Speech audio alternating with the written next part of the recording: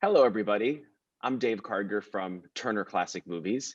And on behalf of the California Film Institute, it's my pleasure to welcome you to this Mill Valley Film Festival Contender Season conversation. Today, we're talking about a film that I just adore called Palmer. And I'm so happy to be here with the writer of the film, Cheryl Guerriero, and the director, Fisher Stevens. Hello to you both. How Hi. are you, Dave? Great. We actually spoke about this movie a couple weeks ago, just as it was releasing on Apple TV Plus. I want to know in the 2.5 weeks since, what's it been like for you guys now that the world has really gotten to see this film? So Cheryl, what's some of the feedback been like for you? It's it's amazing. I mean, there's tweets from like Japan, Brazil, India, and I'm like translating them. And I am overwhelmed with the response to this film. It is so more than I mean, it's just I can't even put it into words because I love reading what people are saying about the film, how it makes them feel, how they're relating to it, whether they have a child that is experiencing that, whether they have an adult member that was incarcerated. It's just, or that people are crying, crying, crying, ugly tears. I like. It's amazing. I'm so happy with the response to this film. Yeah, I could go on. Very happy. And what about you, Fisher? Because I noticed, I mean, as great as the review score is on Rotten Tomatoes, the audience score is even better. That has to be, yeah, fulfilling and gratifying too. I mean, it's funny. I have a very different perspective than Cheryl. I'm really happy. I think it's great. I just did a Zoom for the Academy with Brian Cox, who I work with on Succession, who loved the film. It was amazing that he saw the film um, but yeah, I want to see it in a theater with people, man. That's what I'm just like, it's getting me a little like I want to have it with my cat, with Cheryl, with the people that worked on it, with the audience, to feel an audience. I mean, we color corrected on a big screen. We mixed it with Skip Levacy, Oscar winning, did Wow. all the Coen brothers and Gravity. Gravity, and but I'm happy. I mean, Apple has been incredible. Like, they've gotten it out there, as Cheryl said. We obviously, a lot of people are watching it. I get emails from friends. I don't really look at the public's response so much because I can't handle the bad ones so much. But What bad ones? but I mean, it's great. It's great. But yeah, I want to rent a theater and get all my friends get vaccinated and sit in the cinema. But Yeah, that's a great idea. Order root beer floats for everybody in the audience and just enjoy it together.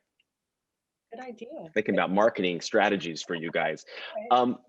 Cheryl, when we spoke a couple weeks ago, you were telling me about, just how long in the making this film was and how you feel a kinship to the character of Sam that young Ryder Allen plays because you were a girl who didn't want to play with dolls when you were younger. And I think, as I recall, you had seen a boy kind of in your travels one day, and he was similar to the character, and that kind of helped spark this.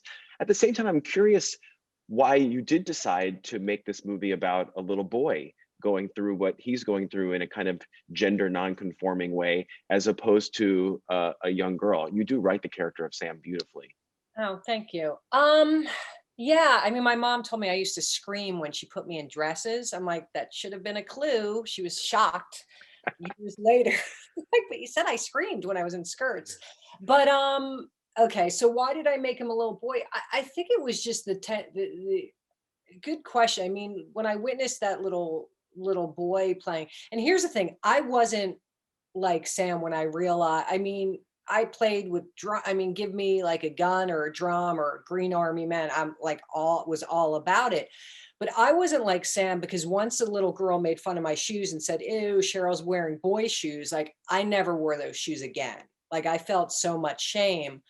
And it was important for me that Sam did not have shame about the things that he liked and how he was. And I think the reason I did a boy is because I had Palmer in my head first. So I had this man. And I think it was the idea of a father-son type of, well, he didn't know he was going, what would happen to him, Palmer, that he would become a parent to this child. But I wanted, I guess, the masculinity of like an athlete, a football, like a quarterback, and what I guess I had in my head as far as the genetic makeup of this Palmer guy versus a little boy who, when Palmer was a little boy, he was playing with footballs and he was kind of like a roughneck. So he wasn't anything like Sam. So for me, it was that uncomfortability for Palmer being around a child that was not like him when he was a kid, if that makes sense. It never popped into my head that this should be a girl, though. Never did. For me, it was always a little boy who wanted to be a princess and was a certain way. Fisher, from your point of view, this is the first narrative feature that you've directed in about 8 years. You've been very busy with so many different things, with documentaries that you've been working on, with your acting career. Were you specifically looking for a narrative feature to direct, or is it just the fact that this script kind of came in your path and you said, I just got to do it? I was looking for something narrative to direct. I missed working with actors as a director. I wanted something that was more mine, that I could kind of own. My last film was much more of a gun for hire job.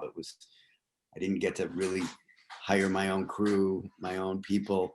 I couldn't change the script. There were a lot of restraints. So I wanted to find something that I could really own and make my own with the writer, and and then make something that I could make for a price that also I could take a bit of what I learned from making documentary and translating it onto the screen of a fiction, make something authentic, make something heartfelt, make something that had real emotion and real people. And when I read Cheryl's script, I was like, this is it. This is what I've been waiting for. And that was why I hope it doesn't take me another 7 or 8 years to make another movie. It's a long time. Well, the movie really does live or die, by the chemistry of your two leads. And Justin Timberlake and Ryder Allen are just so delightful together. For both of you, in the casting of it, and chemistry reads, or however the process worked, how did you guys both feel confident that this duo was right? What was that moment? I think the moment was when Ryder and Justin were reading together, the chemistry read, where we felt, look, you never know. It's always terrifying. And Ryder was a risk because he was 7 and never been in a movie. So it was very, for me as a director, I was like, also being 7, you get less hours. Child labor laws, only had 6 hours a day. 25-day shoot. It was like, there was a lot of terror. And that was the one thing I was really worried about. But when, Justin, when he took the job, he said, we can't start shooting until we know we have the right kid, because otherwise the movie, like you said, it doesn't work. So we were lucky. Cheryl did really have a lot more faith in him right away than I did. But once Justin and Ryder read together, it was pretty evident that, okay, this is special. These two really, they connect on a level that nobody else connected with Justin. And we knew, and this boy is extraordinary. He'd never been in a movie before. He had no lines on a Law and Order and no lines in a commercial. That was his whole experience. But look at him. He was amazing. He was more experienced than a lot of actors I worked with, So we just got blessed. We really were. And so natural. Cheryl, my understanding is that he wasn't entirely familiar with Justin and his career. You think that was helpful, that he, or is he playing that up? His music, like, it's kind of like if I was a little kid and my mom's playing music, I've heard that music. So he was familiar. He just didn't, he's 7. So, he knew the music, and then he was like, oh, that's him, like the trolls and you know, he can repeat his songs like he does do his songs. He's actually giving me a singing lesson to one of his songs. Anyway, yeah. That's so great. I don't think he really like, I don't know. It didn't seem like when we did the screen test, or he didn't really know. No, not when we did the screen test. Yeah. I mean, the thing for me with Ryder, when he walked in, and Fisher, if you remember, he had these cowboy boots on. And it didn't scare, like I didn't care, like as a director, yeah, it would frighten me, like he's 7. I only have a certain amount of hours. But when Ryder walked in, there was a moment, and you know, Fisher included me in the chemistry reads, which is amazing. And so when Ryder walked in, I'm like, who is this child? He had like cowboy boots on, but he sat and he had his legs crossed. And all of a sudden he goes, Fisher, he goes, did you get my legs? And I don't know if you remember this. I remember this because I'm sitting there. I'm like, what is he? He's like, did you get my legs? And he's just like that. And we all stop. And I remember Justin stopped. He goes, because I have mosquito bites all over my legs. You don't want to get them on the camera. And I'm like, I love him. I'm like, I never wanted a child until this moment. So that's, you know, I was just like, this kid's adorable, you know? I mean, who even thinks That's of it? great. Fisher, I know it was important to you for your crew to really assimilate to kind of the local community in Louisiana where you filmed. How did you and your producers go about making sure you were doing that appropriately and properly? Well, I wanted them to be in the movie. First of all, like, so when we were asking this church if we could film in it, you know, I wanted them to be in the movie. When we were using the elementary school, I wanted the teachers in the movie. I wanted the kids in the movie. And we auditioned the kids for speaking roles in the community. Waitresses. We just really, you know, I mean, we just really tried to make it like we were really there and that they were really there. And we cast a lot of local actors, and it was also important to us that they felt like we weren't invading them, but we were part of them. And yeah, I mean, we try to use, you know, we use a lot of real extras. I mean, I love that. I mean, that's also like doc shooting, you know, shooting like a documentary and incorporating what you have. You know, they wanted to read the script, you know, and it pretty much every location but one location we wanted to use, they just were against this character Sam. They didn't want Sam in you know, which was really interesting. I tried to talk them into it, but it couldn't do it. Money didn't talk either. So yeah, we really believed in that, and I'm glad we did, and we met some amazing people, you know.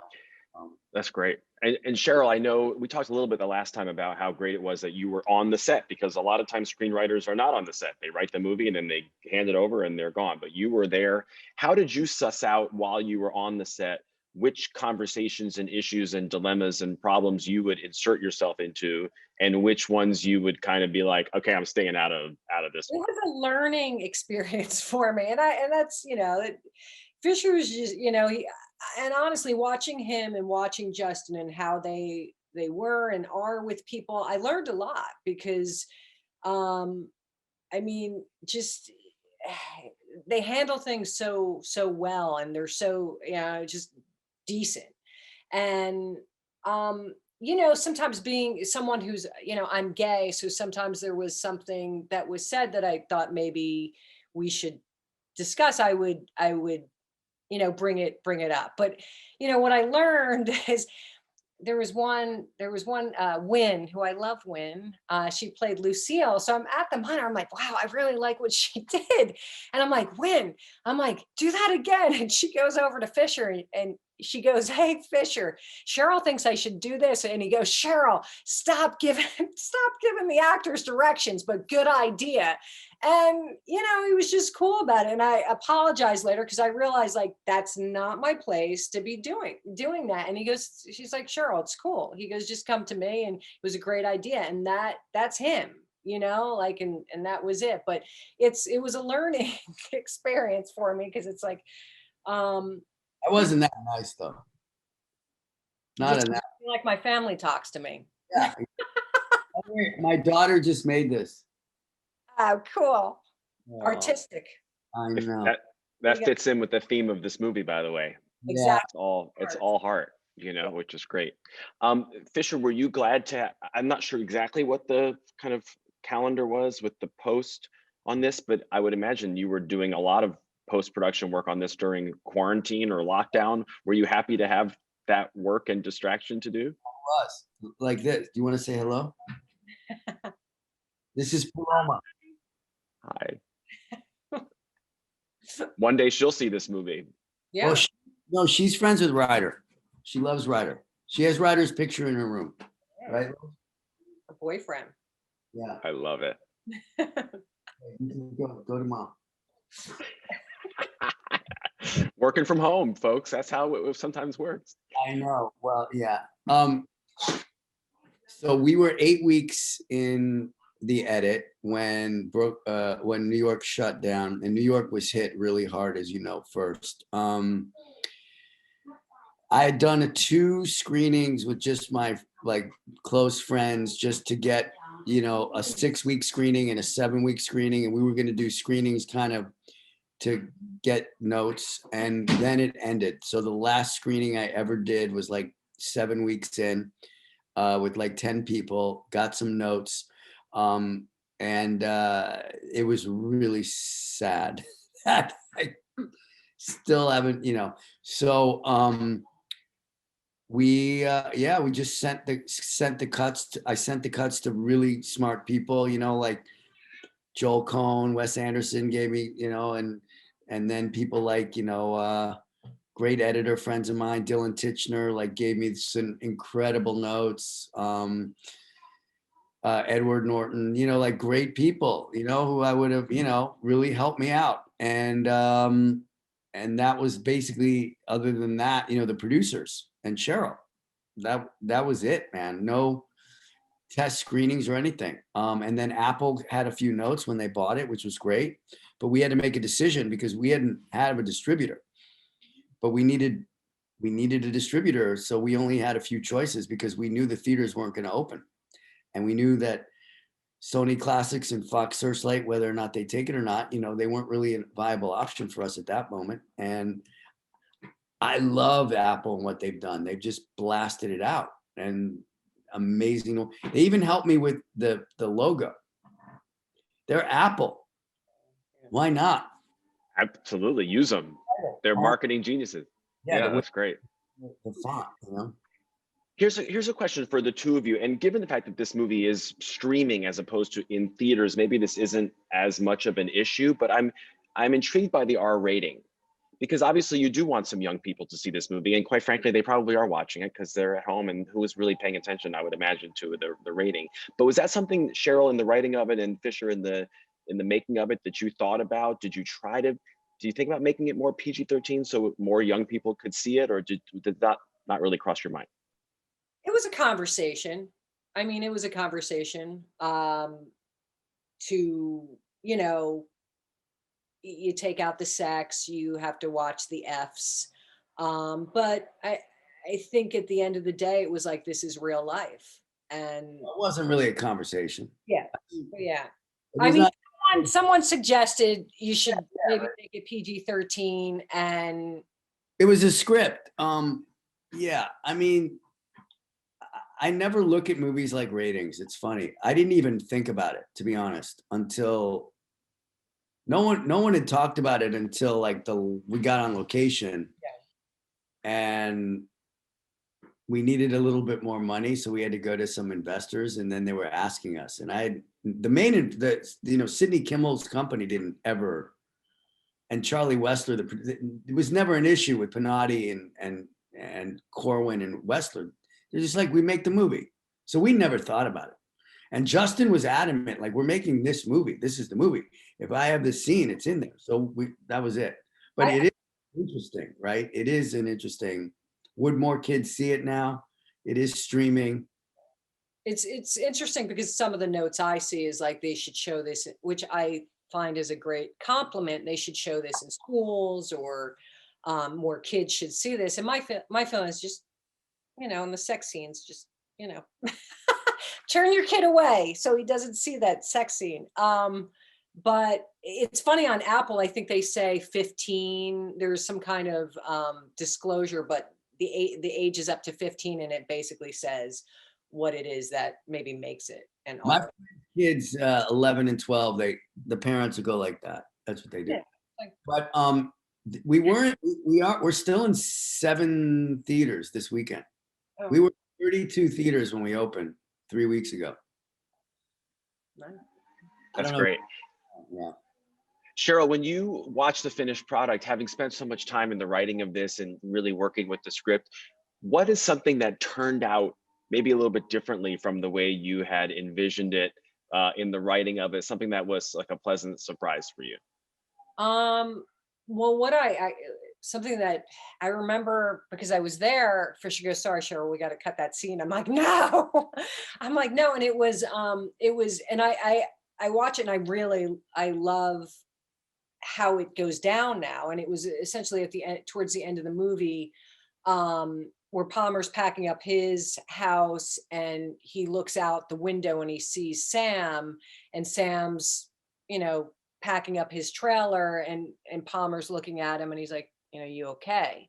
And Sam raises his hand. He's like, and just how it's shot and them looking at one another, it was different because of budget. It had to be slashed. And that was, I think, just on that day or that morning, Fisher was like, we have to, it was money and time, and 25 days to shoot this. But it was a much bigger scene where Sam used to come into the house, and Palmer's packing up, and Palmer sees Sam, and he's like, are you okay? So how it is now, it's I don't know if I'd say a lot simpler, but I really love that moment. Like when I watch that moment and I see, because it breaks my heart that he's like the distance now between them. I don't know, because he's like looking out the window, he's all the way by his trailer, and they're separated.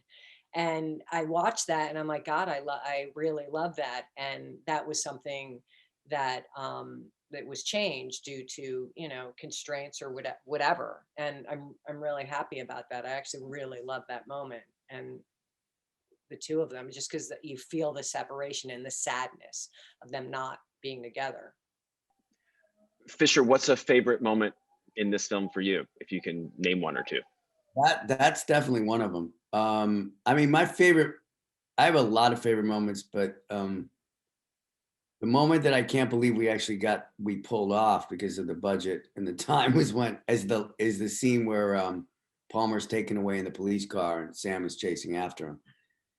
I'd say that's probably my favorite shot moment, because I was so worried that we weren't going to get it because of the time, and so yeah. And I just love I don't know, I love the funeral. I don't know, the funeral's very touching to me, when he grabs his hand. And I have a lot of them, but yeah, I like Justin also. I like the moment when I love the whole Juno coming back and taking Sam, and then she goes, come on, let's go. And she closes the door, and camera's just on the back of Justin's head, and then he turns into it, and you could just feel the whole loss and pain. For me, it's when he gets that piece of mail from the princesses. And the song, and how the song kind of flourishes right as he opens it. Yeah, this song, I love that song too. He played it on Saturday Night Live on Saturday. So good. Oh my gosh. Yeah. How great. Yeah. Oh good. I'm gonna find that. Well, again, both of you, I just love this movie. I'm so glad that the Mill Valley Film Festival people asked you to be here today, because I'm really glad that they screened it, and people should tell all their friends that it's available to watch on Apple TV Plus. So Cheryl Guerriero and Fisher Stevens, again, congratulations, and thanks for the time. And it's really great to talk to you both.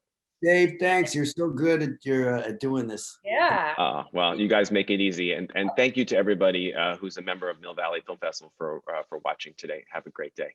Yeah, send our love to the Redwoods.